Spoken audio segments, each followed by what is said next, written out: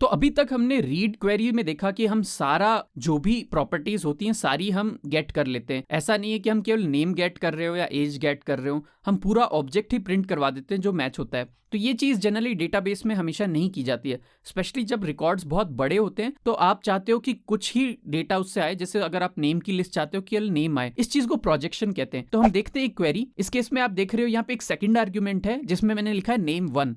तो 1 का मतलब है ट्रू, यानी नेम आपको चाहिए।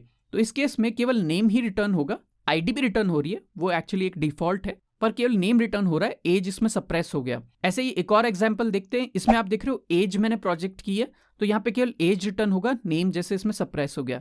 अगर हम कोई चीज को सप्रेस करना चाहते हैं तो हम उसके आगे 0 लिख सकते हैं। जैसे यहाँ नेम में मैंने 0 लिखा है, तो आप देखोगे यहाँ नेम अपने आप हट गया और बाकी सब पैरामीटर्स आ जाएंगे। अगर आप आईडी भी हटाना चाहते हो तो उसको भी सप्रेस कर सकते हो। इसमें नेम और आईडी दोनों हटा दिए तो केवल एज आउटपुट आएगा मेरे पास। तो इस तरह से प्रोजेक्शन को आप यूज कर सकते हो और किसी भी कॉम्बिनेशन का डेटा आपको चाहिए डॉक्यूमेंट में, वही केवल रिटर्न कर सकते हो। ये काफी ऑप्टिमल स्ट्रेटजी होती है, स्पेशली अगर आपको बैकएंड से फ्रंट एंड पे डेटा भेजना है तो मिनिमम डेटा भेजना चाहिए जितना रिक्वायर्ड हो।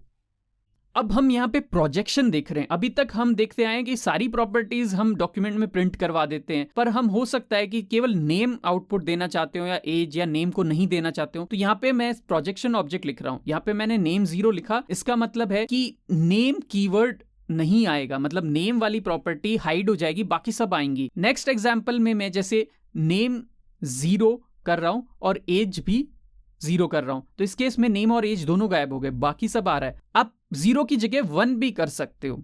ऐसे ही आईडी को भी मैं 0 कर सकता हूं तो वो भी गायब हो जाएगी। अब हम किसी चीज को शो करने के लिए एक्सप्लिसिटली 1 पुट करेंगे। तो जैसे मैं नेम या सब्जेक्ट में 1 पुट कर देता हूं, तो इस केस में आप देखोगे केवल सब्जेक्ट आया है, बाकी चीजें अपने आप 0 कंसीडर की गई हैं। तो जब भी आप 1 देते हो तो बाकी चीजें हाइड हो जाती हैं। आईडी हाइड नहीं हुआ, वो डिफॉल्ट है कि आईडी को आपको हाइड करना है तो एक्सप्लिसिटली आईडी 0 लिखना ही पड़ेगा, पर बाकी सब चीजें हाइड हो जाएंगी जब भी आप किसी भी एक चीज को 1 दे देते हो। तो इस तरह से आप प्रोजेक्शन चेंज कर सकते हो, उतना ही डेटा रिटर्न कर सकते हो जितना यूजर को चाहिए।